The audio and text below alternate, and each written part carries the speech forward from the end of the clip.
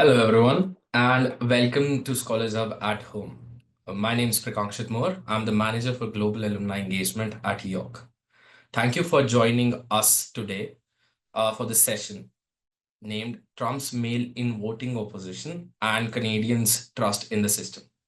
I would like to take a moment to acknowledge the land I'm on because we may not be gathered in the same place. The land I'm about to acknowledge might not be for the territory you are on. Please take the responsibility to acknowledge the traditional territory you are on. The website nativeland.ca is a good resource for this. As a member of York University community, I recognize that many indigenous nations have long-standing relationships with the territories upon which York University campuses are located that precede the establishment of York University. York University acknowledges its presence on the traditional territory of many indigenous nations. The area known as Takaranto has been taken care by the Anishinaabeg Nation, the Haudenosaunee Confederacy, and the Huron-Wendat. It is now home to many First Nations, Inuit, and Métis communities. We acknowledge the current treaty holders, the Mississaugas of the Credit First Nation. This territory is subject of the Dish with One Spoon Wampum Belt Covenant, an agreement to peaceably share and care for the Great Lakes region. Now, we would like to conduct a quick poll before each session begins. The question is, how would you rate your knowledge regarding the topic of today's presentation? The poll should pop up on your screen right now. I'll give everyone a moment to respond.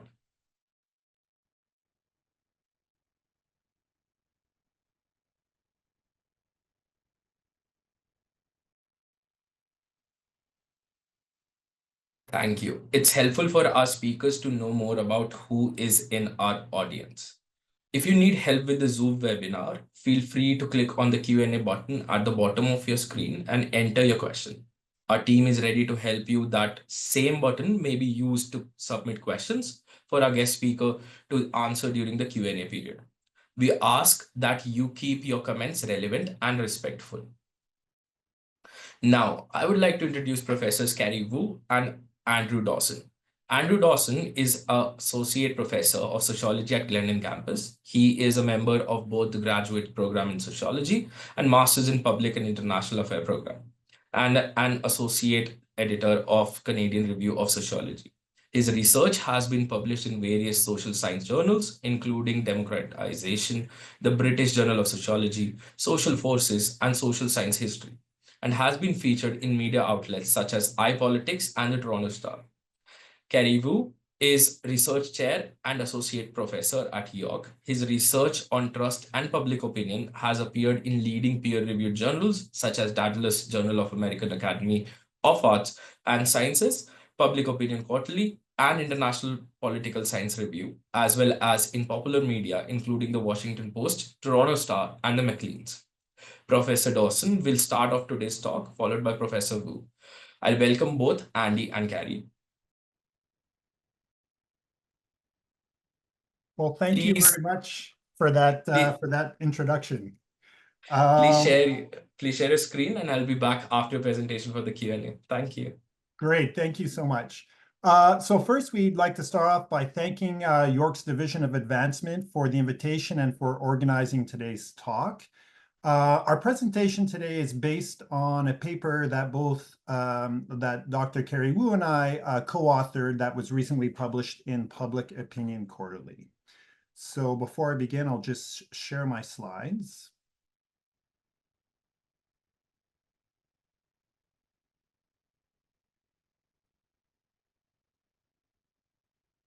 Oops. One moment.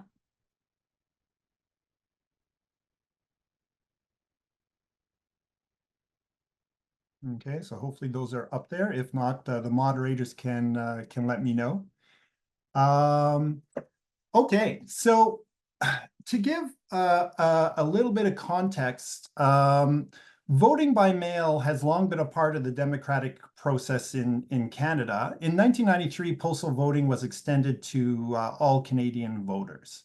So despite this history of being a secure and reliable method of voting, mail-in voting was actually not commonly used in general elections prior to the COVID-19 pandemic. So for instance, during the 2019 federal election, right before the the pandemic, only about 55,000 Canadians cast a ballot by mail versus about 700,000 Canadians who did so during the 2021 federal election. In the presidential elections in the US in 2020, during the height of COVID, nearly half of Americans cast their ballot by mail. However, as many of you may recall, in the lead up to the election, Republicans and President Donald Trump in particular launched vigorous attacks against voting by mail.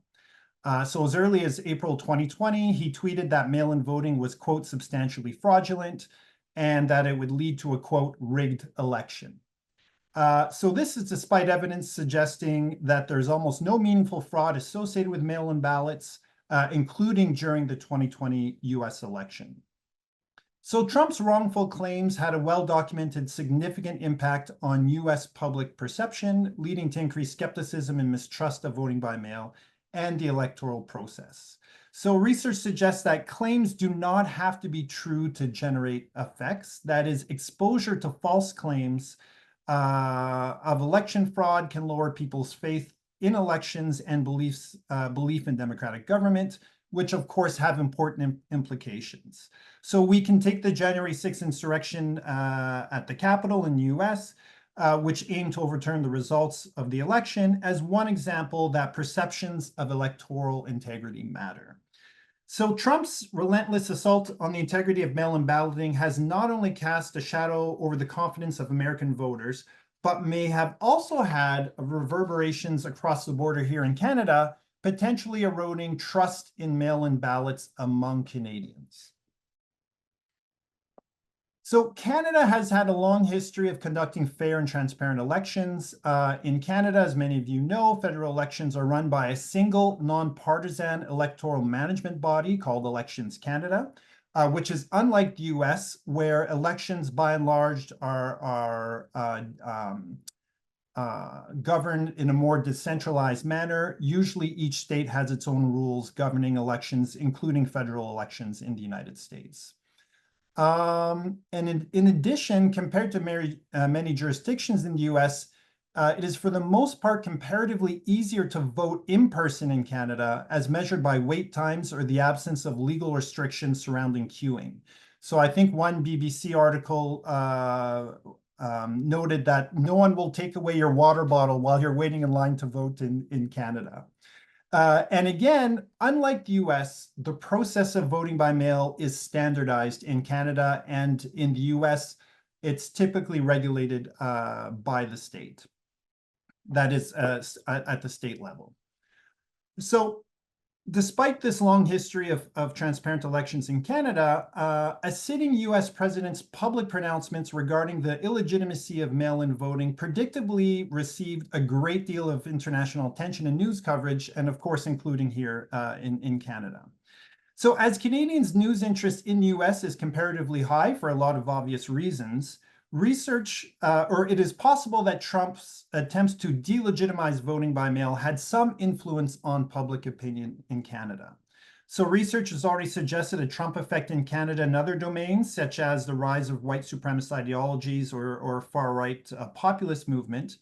And in this context, our study considers whether the influence of Trump's attacks on voting by mail had a diffusion effect across the border and divides how Canadians view mail-in ballots.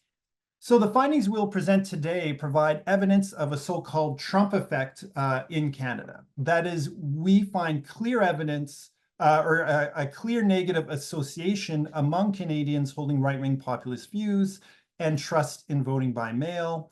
And we also find that this effect is moderated by one's level of news consumption, with higher levels of news consumption exacerbating the effect. So before we get to those results, I'd like to speak about the factors that influence trust in elections. So there's a growing body of literature on factors that affect trust in elections, and this literature can be divided into 5 major camps, each with a different focus. So the first are electoral management bodies and election administration. So this is looking at bodies like Elections Canada, their design, their independence from government, in addition to how they perform administratively during elections. The second group is our individual level factors. These are primarily demographic factors. So factors such as education, income, age, gender, and so on have been shown in some cases to influence one's trust in elections. The third is what's called the winner effect. And this is the observation that voting for the winning candidate is a strong predictor of trust in elections. That is, generally, if your candidate wins, on average, you will have a higher level of trust in the electoral process than if the candidate you voted for, the candidate you support, lost. Fourth, we have elite cues, and here these are claims of elites and more specifically election candidates surrounding the legitimacy of elections that have a significant effect on voter confidence. And lastly, media exposure. So within democracies, we have freedom of expression, and therefore media consumption provides exposure to potentially negative news, that is story of electoral maladministration. And in addition, media can also amplify elite cues, including false claims regarding the legitimacy of elections. So elite cues, that is Trump's unsubstantiated claims of electoral fraud, and media exposure were paramount in creating a divide between staunch Trump Republican supporters and other Americans in terms of how they view the legitimacy of voting by mail. And we therefore focus on elite cues and media exposure to ascertain whether there is a Trump effect in Canada as well. So we have a few different hypotheses. So research suggests that Trump supporters in the United States are more likely to express lower levels of trust in postal voting as compared to other Americans. And we test this so-called Trump effect. We test whether this is also present in Canada by examining whether there is a trust divide in voting by mail between would-be Trump supporters, that is Canadians holding right-wing populist views, and other Canadians. So this leads us to the first hypothesis, H1, which is Canadians with populist orientations are less trusting of voting by mail. And the related hypothesis, H1A, that the negative association between populist orientations and trust in voting by mail is stronger among Canadians identifying as right-leaning. So as the Trump effect rests on exposure to unsubstantiated claims of electoral fraud, our second hypothesis pertains to media exposure. So we posit here that all media serve to propagate and amplify Trump's false claims. So this follows recent research suggesting that exposure to unfounded fraud claims, even when a corrective is provided by the news source, can nonetheless lower trust in elections, particularly among those who share an ideological orientation with the person making the claim. So this leads us to our second hypothesis, H2, which is that political media exposure amplifies the effect of populist views on trust in voting by mail. And lastly, comparing the province of Quebec to the rest of Canada provides a natural experiment to verify the mediating effect of media exposure on trust in voting by mail. So Quebec is the only province in Canada where English is a minority language, with only about half the population having a working knowledge of English, compared to the rest of the country, where, of course, over 90% of the population has such a working knowledge of English. So while Trump's claims are translated by French language media, recent research suggests that direct exposure to US-based, that is English language media outlets, particularly exposure to content from US-based accounts on social media, either by direct exposure or via retweets or reposts, played an important role in the propagation of COVID-19 misinformation among Canadians. So we therefore test if this mechanism is also applicable to misinformation surrounding voting by mail, leading us to our third and final hypothesis, H3. In predominantly French-speaking Quebec, the media exposure amplification effect will be significantly weaker than in the rest of Canada. So To analyze or to test these hypotheses, we analyzed two different data sets. So we analyzed the 2021 Democracy Checkup Survey, or DCS, and also the 2021 Canadian Election Study, or CES. So both of these are part of the Canadian Election Study Project, which is conducted by CDIM, which is a consortium on electoral democracy. And here, the DCS was conducted prior to the campaign period, that is May and June 2021, whereas the Canadian election study was conducted during the campaign period, that is August and September 2021. And we look at both of these data sets as during campaign periods, Canadians' political interests or partisan attitudes may be more activated, which could influence their responses to questions pertaining to political attitudes and opinions. Therefore, we look at both to compare whether there is a difference pre-campaign and during the campaign period.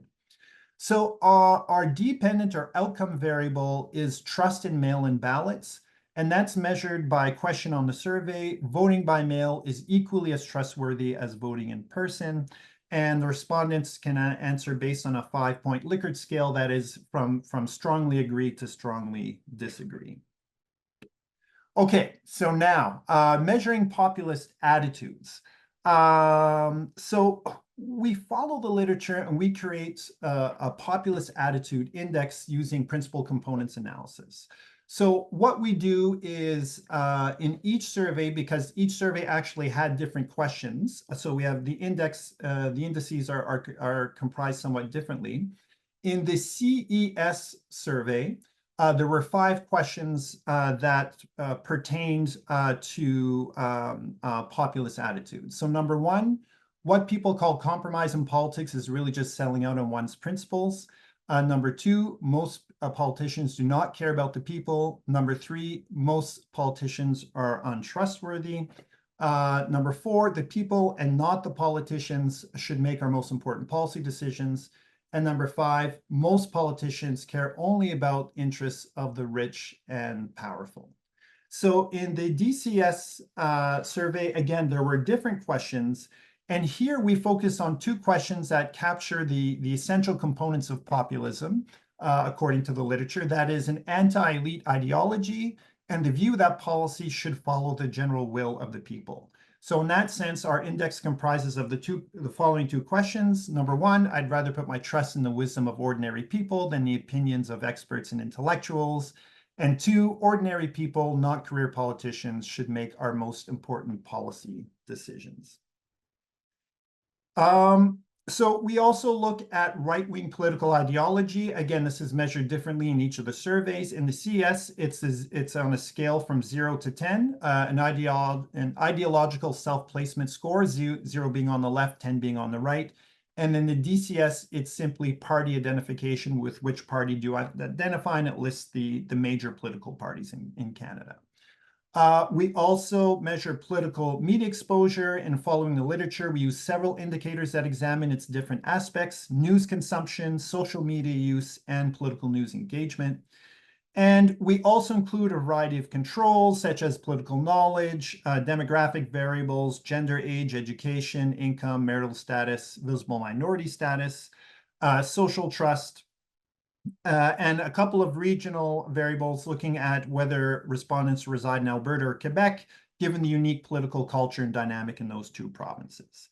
So for methods, we conduct some basic descriptive analyses, and for those that are into quantitative methods, we conduct ordinal logistic regressions, both for the data set as a whole, and then we separate out these regressions to compare Quebec and the rest of Canada. So here are some of our results. These first 2 figures look at populist orientations and trust in voting by political ideology. And they show that populist orientations are associated with lower trust in voting by mail. Okay, and moreover, the negative association is particularly strong among those on the right. That is that green triangle if we're looking on the left-hand graph, looking at the CS data, or conversely, if we're using the DCS data, those who identify as conservative supporters. Okay. These two graphs look at media consumption. And here, media consumption seems to amplify the negative effect of populism on trust in voting by mail. Okay, so that is higher levels of political news engagement using the CS data, or higher levels of news consumption using the DCS data, intensify the negative association between populism and trust in voting by mail. Okay, so what happens if we include all those controls that we talked about? So here I'm presenting a table. Don't worry if you're not quantitatively oriented. I'm going to walk you through this. But this table essentially provides odds ratios. And here we're really focusing on the populism index, the political or right ideology, political news engagement, and their interactions. So here, what the table is telling us is that populist beliefs are significantly associated with lower odds of believing that voting by mail is equally as trustworthy as voting in person. And this suggests that a one standard deviation increase in the populism index score is associated with nearly 30% lower odds of trusting voting by mail. And if we look at ideology, moving 1 point on the 0 to 10 scale from left to right is associated with a nearly 20% decrease in the odds of trusting in voting by mail. For political news engagement, we find that that is also associated with lower levels of trust in voting by mail. And in the second model there, we see that the significant interaction effect suggests that the relationship between populism and trust in mail-in voting is conditional on ideology. That is, it's strongest amongst those on the right, as expressed on the 0 to 10 political ideology scale. And in the third model, we see that the significant interaction effect suggests that political news engagement amplifies the effect of populism on trust in voting by mail. So what I've shown you here is just the CES data. I'm not going to show you the same table for the DCS data, but it is essentially relatively, it's substantively similar. So the last results I'd like to show you is this comparison of Quebec and the rest of Canada. So here we find that the significant media amplification effect is found only in the rest of Canada. That is, in Quebec, media use and political news engagement do not seem to intensify the negative effect of populist orientations on trust in voting by mail. So for the CES panels A and B, we've seen panel A shows that there is a significant amplifying effect of political news engagement outside of Quebec, while panel B shows that in French-speaking Quebec, this effect is not significant. And we see the same looking at the DCS data in panel C and D, in that news consumption amplifies a negative effect of populism outside of Quebec, panel C, but not within Quebec, panel D. Okay. So by way of conclusion, as elections are a crucial mechanism linking citizens to the political system, the level of confidence of the electorate in postal voting and the electoral system more broadly has important consequences. In the US, Trump's unproven accusations of fraud surrounding the mail-in balloting during the 2020 election had important consequences there. And the data from both the CS and the DCS provide clear, albeit indirect, evidence of a Trump effect in Canada pertaining to trust in postal voting.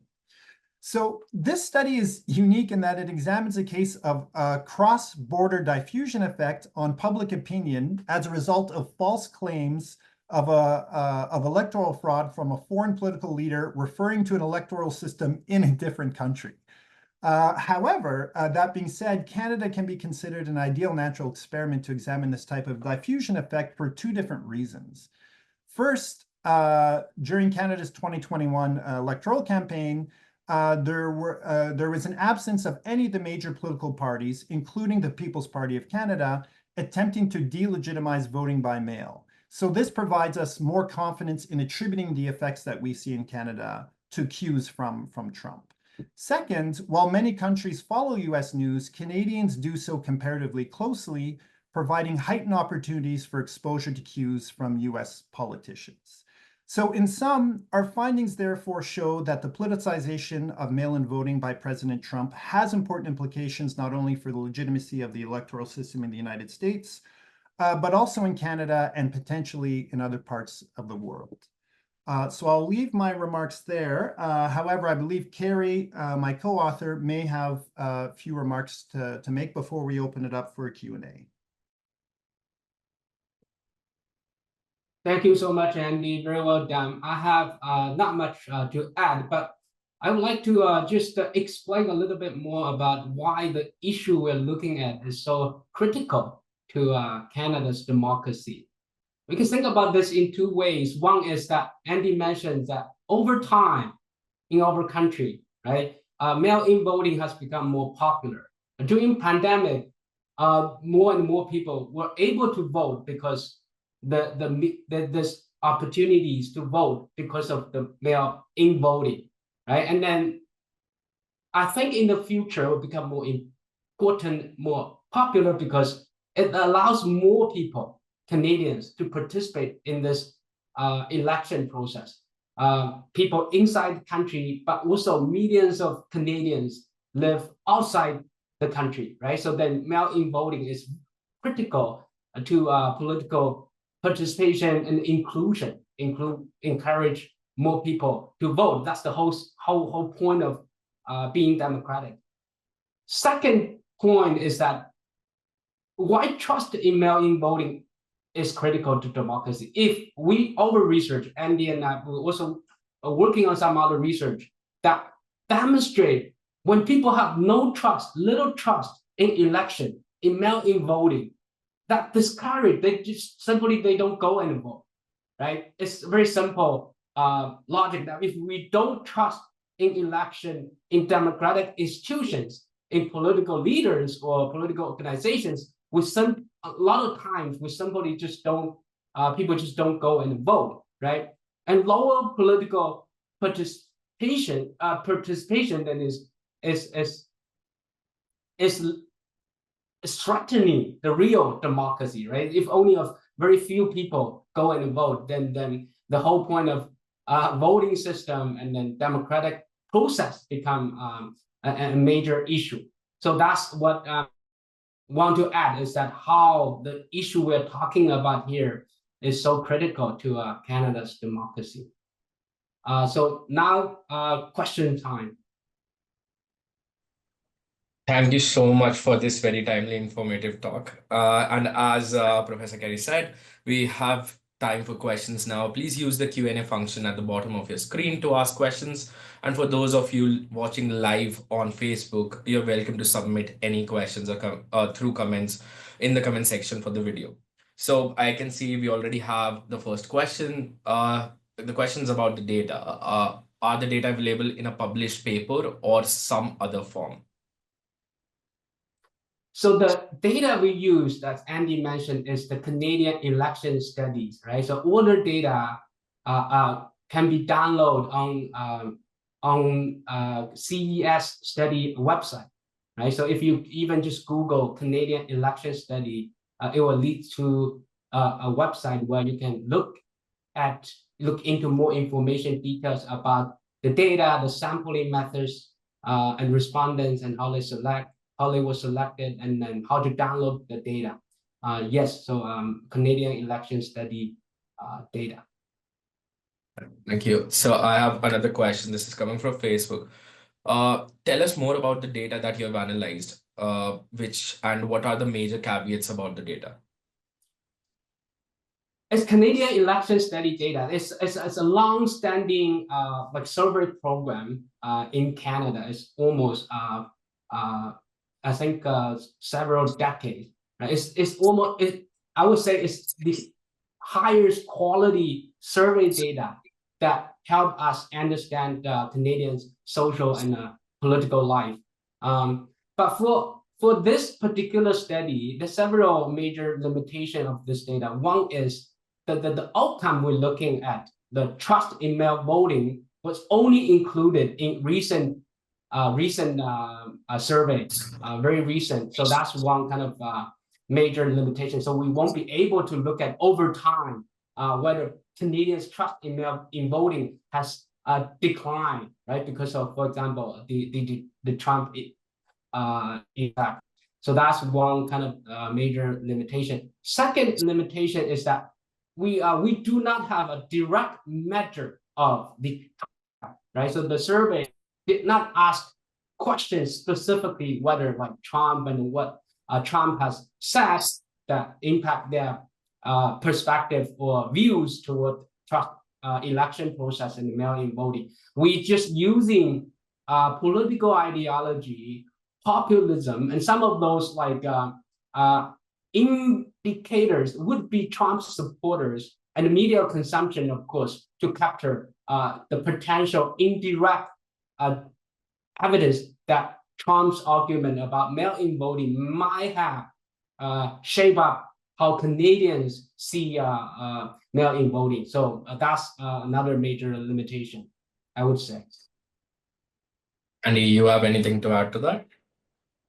No, I think Gary summarized it well. I mean, you know, if I have the floor, yeah, I think the main limitation for our studying, for our purposes, is that this wasn't asked prior to Trump's claims, right? So it would have been ideal had we had a sense of trust in voting by mail, you know, and of all these subgroups of people that we look at prior to Trump's claims in Canada and then after Trump's claims in Canada. So that would have been ideal, but as Kerry suggested, that information simply is not available.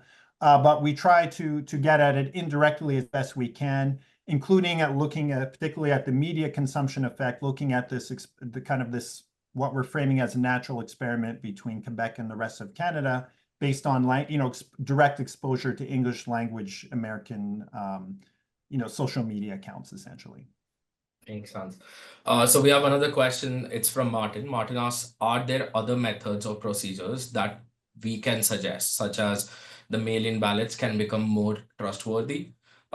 He says that he takes the example from the Federal Parliamentary Petition website, which allows e-signatures by confirmation through emails when you're signing petitions.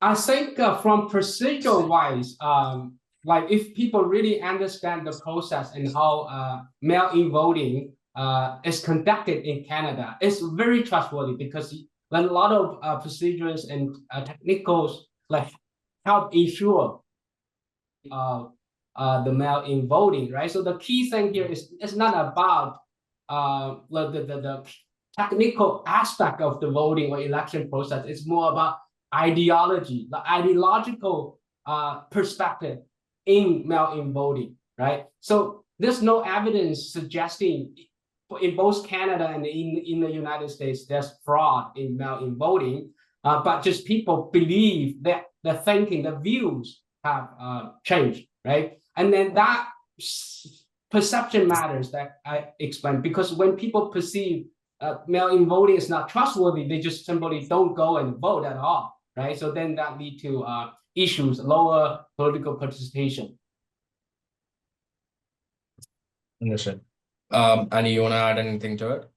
No, again, just to reiterate, again, Kerry gave a good response, but to reiterate in terms of perceptions matter, right? So here we're not talking about, the extent to which the current system is fraudulent, but the extent to which people believe that the current system is fraudulent, right?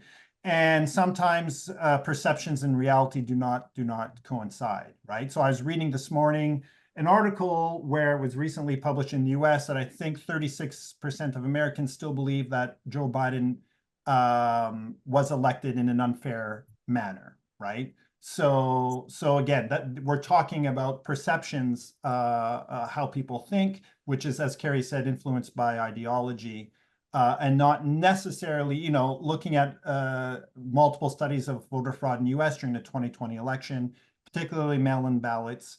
Very, very small amount. It was not considered a major issue for dispassionate analyses after the fact of voting by mail, right? So again, a discrepancy between reality, perhaps, and perception.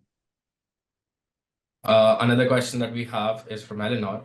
Was there an increase in the mail-in ballots in the recent BC elections? I'm not sure if you have had the time to go over that data, but if you have anything to answer this question.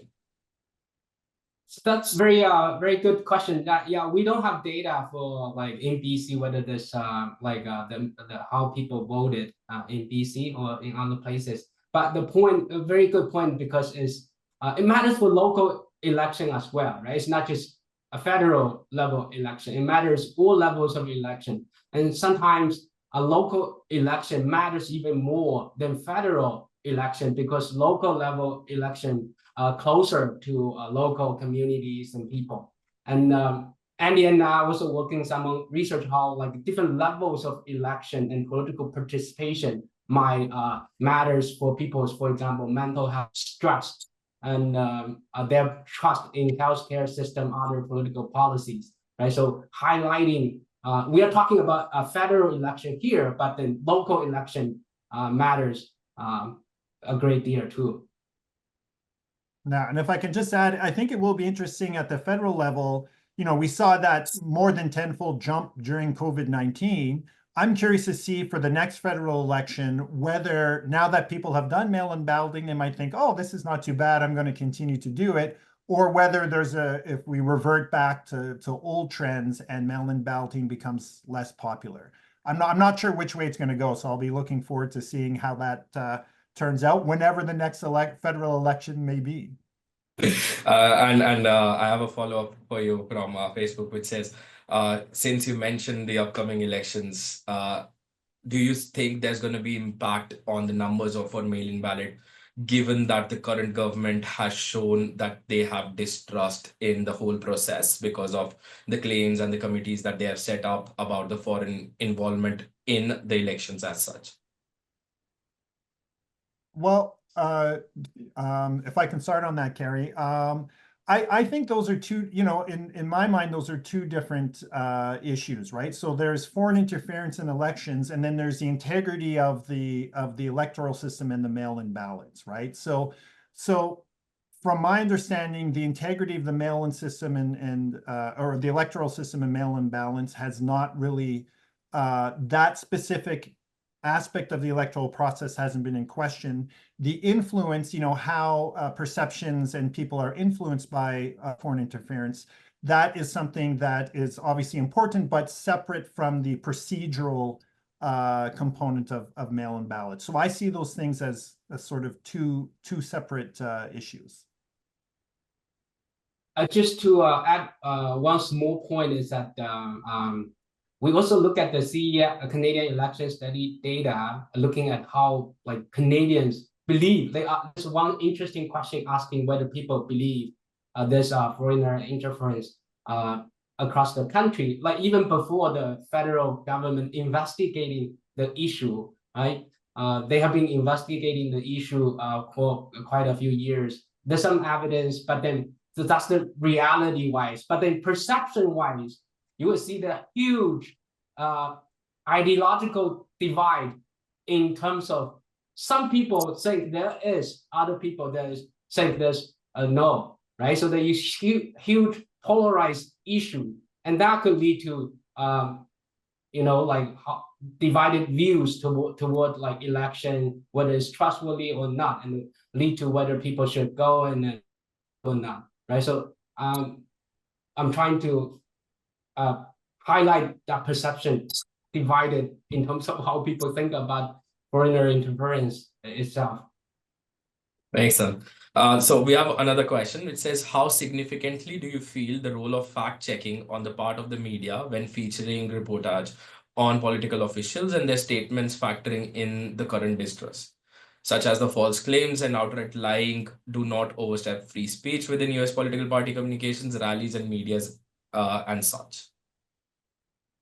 Yeah, well, one of the interesting things we found when doing the research for this paper was that so these false claims, even when they are provided by news outlets that then immediately provide a corrective and fact check and say that they're false, nonetheless can still have an effect on perceptions, right? So I wish it were otherwise, but fact checking, according to a few different studies in the US, did not, still did not completely eliminate the effect of false claims had in terms of people's perceptions of the integrity of the elections. Now, of course, as mentioned, for these people who, even with a fact check, still believe the false claims, those people tended to be of the same ideological orientation as the person making the false claims, right? So there's a caveat there. But unfortunately, fact checking, although, I think it can be helpful, and I'm not suggesting that we no longer fact check, it's not a panacea that solves this problem. Anything to add, Kerry? You might have something to add to this. Just one thing to think about is that not like over time in today's political life and social life, stories become more important than facts, right? So people, especially like people very engaging in politics, there's also a self-censorship process going on, right? People on media, that if you are from a certain party or ideology camp, you're more likely to engage certain type of media, and so facts check then become play less and less role in terms of shaping up how they think about social political issues. So stories become more important now in people's views toward others and the political life. Thank you. So we have a few more questions before we wrap up. So another question is, do you think Canada and provinces will ever move to online balloting? How would you think the impact trust is on our election system? Oh, that's a good one. I don't know. Would they ever move to online balloting? I mean, my guess is at some point, yes, probably. I don't know when that would be. And in terms of the ramifications of trust, I think that'll be interesting.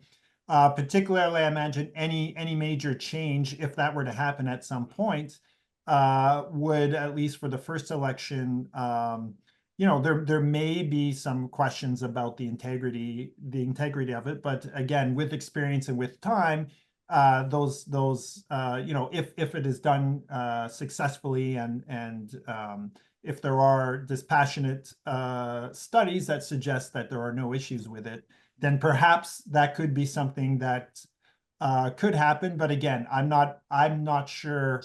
I'm not aware of any plans of doing that right away, and I'm not sure when, if and when that would happen, but I imagine at some point it may happen. What's your take on that, Kerry? Do you think it's going to happen?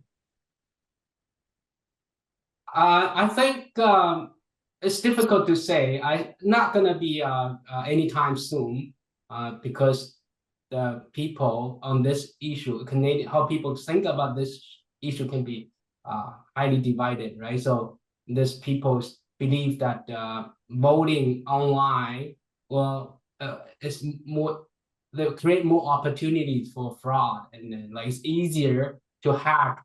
The technology is not that trustworthy, right? But then there's also benefits of online voting or turning into online. So I think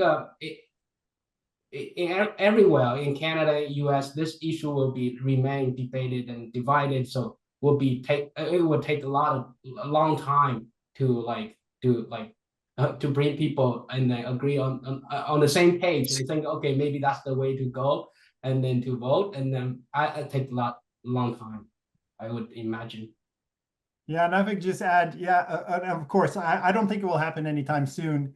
But yeah, the debate in terms of course, it'd be more open to fraud, but then there could be, well, more open to accessibility, right? So there's these counter arguments there. And I have to say, though, voting in person, for people who do that, there is something about coming together physically and voting in person that creates a sense of civicness. We don't do it that often. So I think there are, I'm not someone who's gung-ho about necessarily putting voting online only.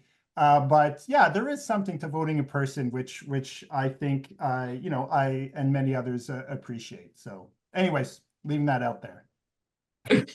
Lovely. That there is evidence in political science literature that political participation, voting, make people happier, healthier, right? So there's a huge line of political science literature that political participation matters, especially maybe Andy mentioned is that in person, like physical participation in politics, voting matters for people's happiness, life satisfaction, and healthier people.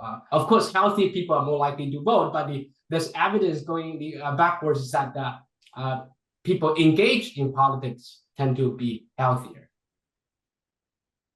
So, as you said that voting makes everyone happy, we can take last one question and then we can conclude the Q&A. The question from Martin. He says that is there a similar distrust in the machine counting of ballots by the same group?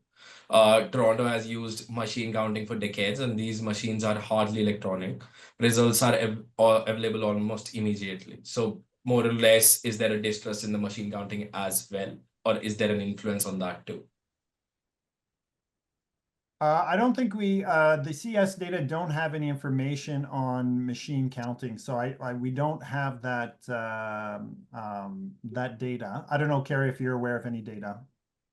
Yeah, there's no data. I'm not aware of such data exists. But then, like I said, its perception probably would be very similar, right? It's just people's ideological ways of thinking of whether this is trustworthy or not.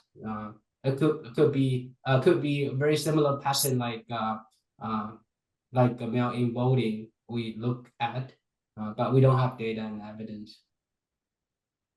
Lovely. So that concludes our Q&A. Thank you, Professor Carrie and Andy. Thank you so much for being with us again. You guys are welcome to turn off your videos now.